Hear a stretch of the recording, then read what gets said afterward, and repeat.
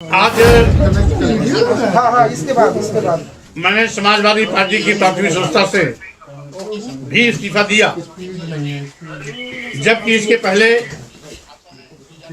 12 फरवरी 2024 को समाजवादी पार्टी के राष्ट्रीय श्री अखिलेश यादव से मेरी वार्ता हुई थी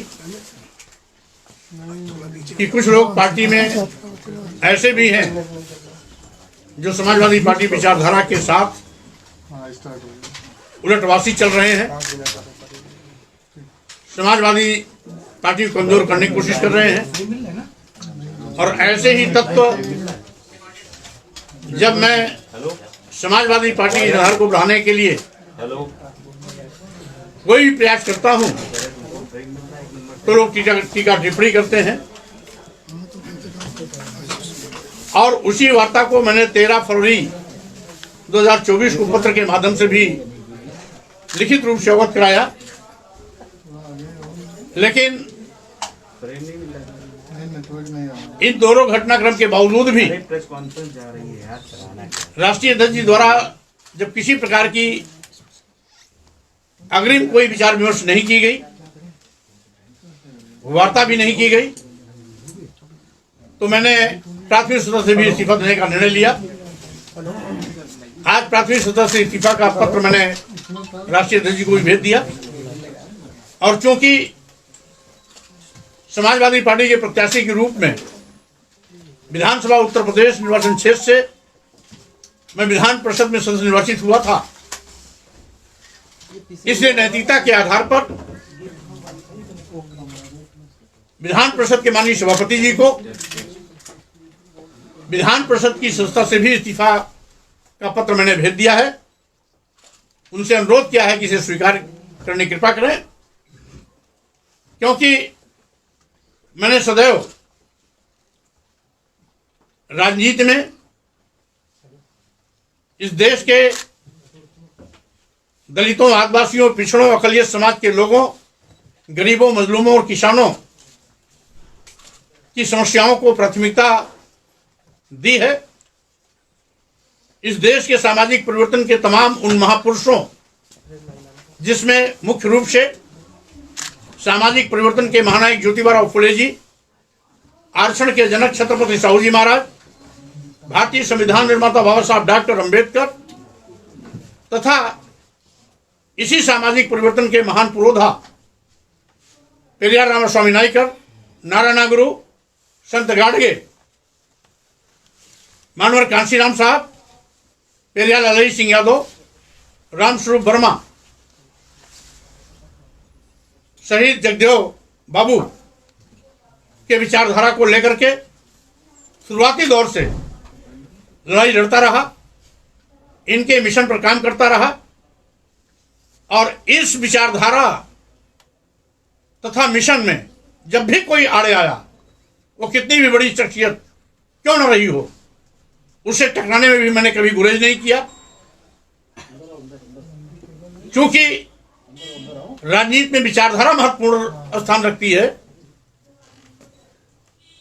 पद का कोई माने नहीं होता है। मैंने विचारधारा के लिए पद छोड़ी है, कुर्सी छोड़ी है, कभी नेता विरोधी दल का पद छोड़ा, कभी एक नहीं इसके पूर्व और वर्तमान में भी राष्ट्रीय महासचिव का पद छोड़ा, कभी विधायक पद से इस्तीफा, एमएलए के पद से इस्तीफा दिया, तो कभी एमएलसी के पद से इस्तीफा दिया। क्योंकि पद के लिए मैं कभी न कहीं आया हूं न गया हूं। जिनको खुशी है लाभ देने की, उनके लाभ के पद को भी मैं ससम्मान वापस कर दिया हूं, क्योंकि मैं अपना सम्मान विचारधारा के साथ मानता हूं। पद गौड़ है, पद और आता जाता है, विचारधारा शाश्वत होती है, टिकाऊ होती है, वैचारिक राजनीति का ही महत्व होता है। इसलिए मैं इन अपने तमाम महापुरुषों की विचारधारा को, इनके मिशन को अपनी थाती मानता हूं। और इसी विचारधारा को जीवंत बनाए रखने के लिए मैंने सभी प्रकार के पद का त्याग किया है विधान परिषद का भी त्याग किया है। अब आने वाली 22 फरवरी 2024 को दिल्ली के तालकटोरा स्टेडियम में कार्यकर्ताओं के साथ समागम होगा, जहां पर आगे की दिशा तय होगी, नई पार्टी का ऐलान होगा और कोशिश होगी इस विचारधारा पर चलते हुए इस देश के गरीबों, दलितों, आदिवासियों, पिछड़ों, अल्पसंख्यक समाज के लोगों के सम्मान स्वाभिमान की रक्षा करने के साथ साथ सत्ता शासन में हिस्सेदारी सुनिश्चित कराने में मैं कामयाब हूं।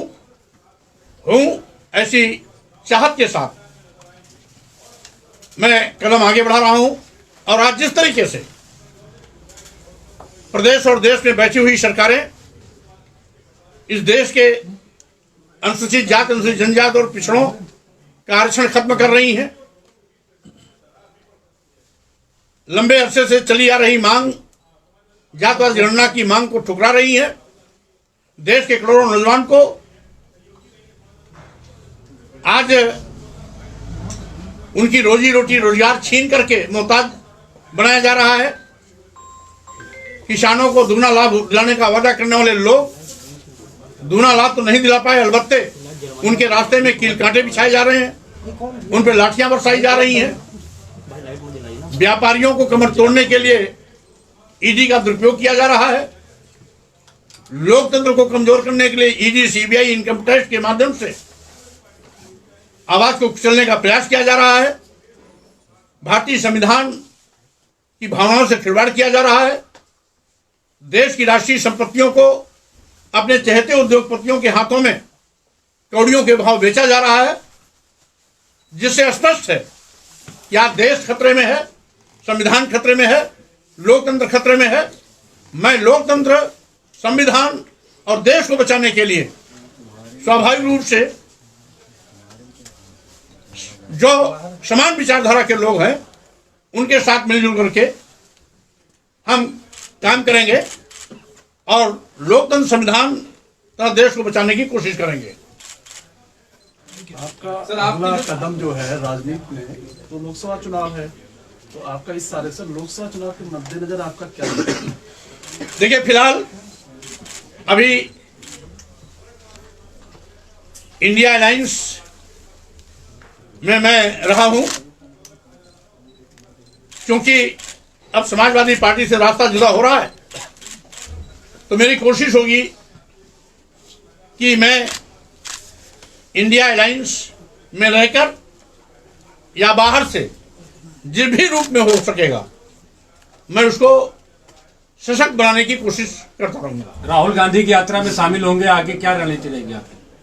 अब चूंकि अभी 2-3 दिन मेरा बहुत ही व्यस्त समय है, इसके बाद खाली होने के बाद अवसर मिलेगा तो मैं न्याय यात्रा में भी शामिल होने की कोशिश करूंगा। आपके इस बीच कोई मतलब राम गोविंद चौधरी और कई नेताओं ने आपसे संपर्क करके मनाने की कोशिश की, क्या वार्ता कुछ सफल नहीं हो पाई या अखिलेश यादव बिल्कुल ही आपसे बात नहीं कर? देखिए, इसी वजह से जोड़ लीजिए कि अखिलेश जी ने राम गोविंद चौधरी को आपके पास भेजा था अपना दूत बनाकर। नहीं, माननीय राम गोविंद जी स्वयं बहुत बड़े नेता हैं। नेताजी मुलायम सिंह यादव जी के हम उम्र भी रहे हैं, उनके साथियों में भी रहे हैं, अनेकों बार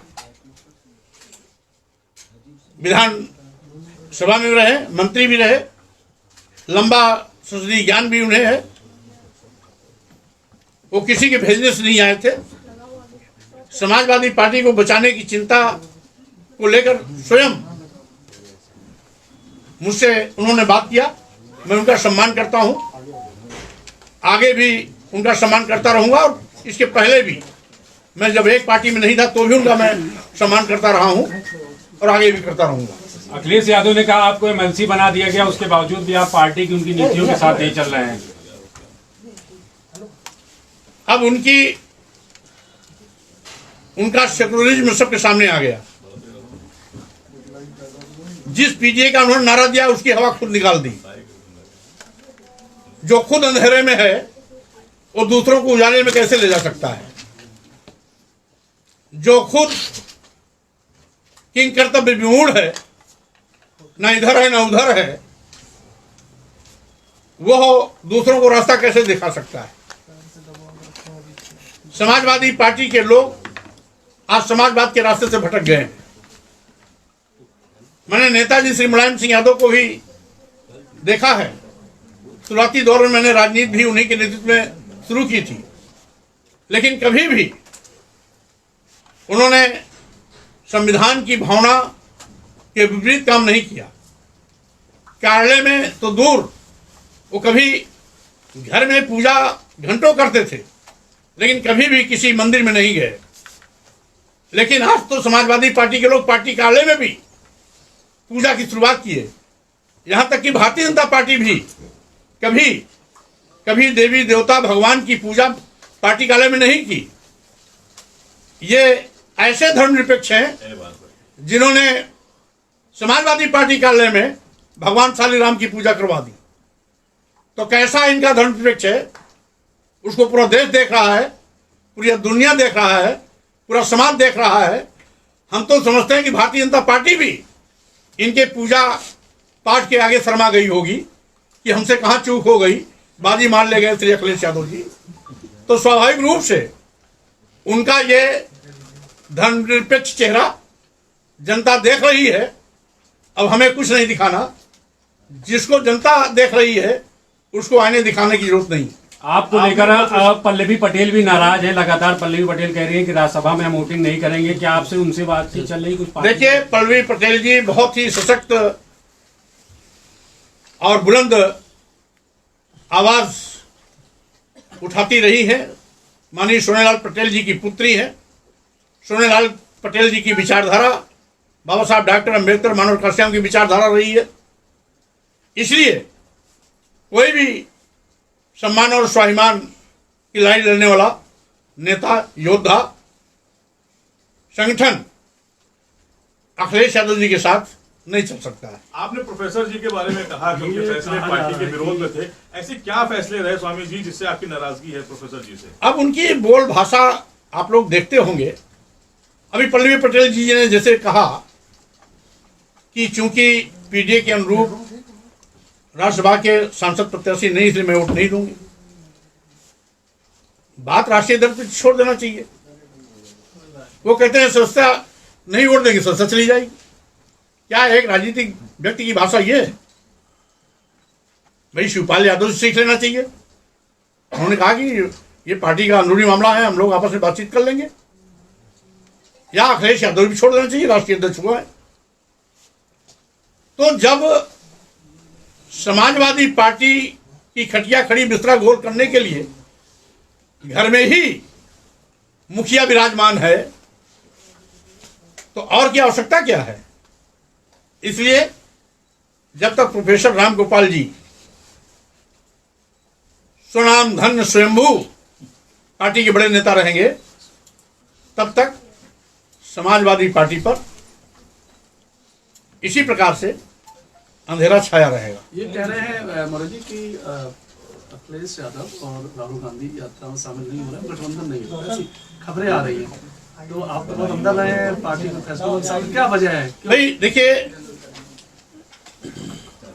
समाजवादी पार्टी इंडिया अलायंस से गठबंधन कर रही है या नहीं कर रही है, इसकी जानकारी मुझे नहीं है, इसलिए इस पर मैं किसी प्रकार की टिप्पणी नहीं करूंगा। हाँ, इतना जरूर है कि मैं समझता हूं कि इंडिया अलायंस आज देश की आवश्यकता है। स्वामी जी, कई मुस्लिम नेता भी नाराज नजर आ रहे हैं। आप तो पार्टी के अंदर रहे हैं, क्या आपके बाद कई लोगों ने आपसे संपर्क किया? क्योंकि विपक्ष के कई नेता हैं, वो कह रहे हैं कि सपा के विधायक हमसे कह रहे हैं राज्यसभा के लिए, तो क्या आपसे भी कुछ राय मशवरा हुआ? क्योंकि आपने तो इस्तीफा दे दिया कि आगे लाइन बढ़ने वाली है मुस्लिम विधायकों की या नेताओं की। देखिए, चूंकि जब 22 फरवरी को नई पार्टी का ऐलान होगा, तो समान विचारधारा वाले जो भी पार्टी में आएंगे उन सब का मैं स्वागत करूंगा। सर, कहा जा रहा है कि आपको और पल्लवी पटेल को, राम गोविंद चौधरी को कांग्रेस की तरफ से भी ऑफर है, तो क्या आगे आने वाले समय में कांग्रेस में भी शामिल हो सकते हैं? ये ऑफर आपको मिला होगा, लेकिन इस प्रकार की जानकारी हमें अभी तक तो नहीं। आपका पार्टी चुनाव लड़ेगी ना, नई पार्टी गठन का है, चुनाव तो उतारेंगे इसको। स्वाभाविक रूप से पार्टी के रूप में इंडिया अलायंस में आवश्यकता पड़ेगी गठबंधन करने की वो भी किया जाएगा। अन्यथा अगर बाहर से भी सपोर्ट करने की आवश्यकता पड़ेगी तो वो भी किया जाएगा। लेकिन अभी अंतिम रूप से कुछ भी तय नहीं है, जो फैसला होगा 22 फरवरी के बाद होगा। स्वामी जी, इंडिया गठबंधन कहीं ना कहीं आप लोगों का बिखर गया है, तो एनडीए से कैसे लड़ेगा आपका ये गठबंधन? अब जो बिखरता है उसी को बटोरा जाता है। Thank you sir, thank you. बहुत अच्छा हो गया, मैं उठूं? बैठे बैठे घुटने तोड़ दिए।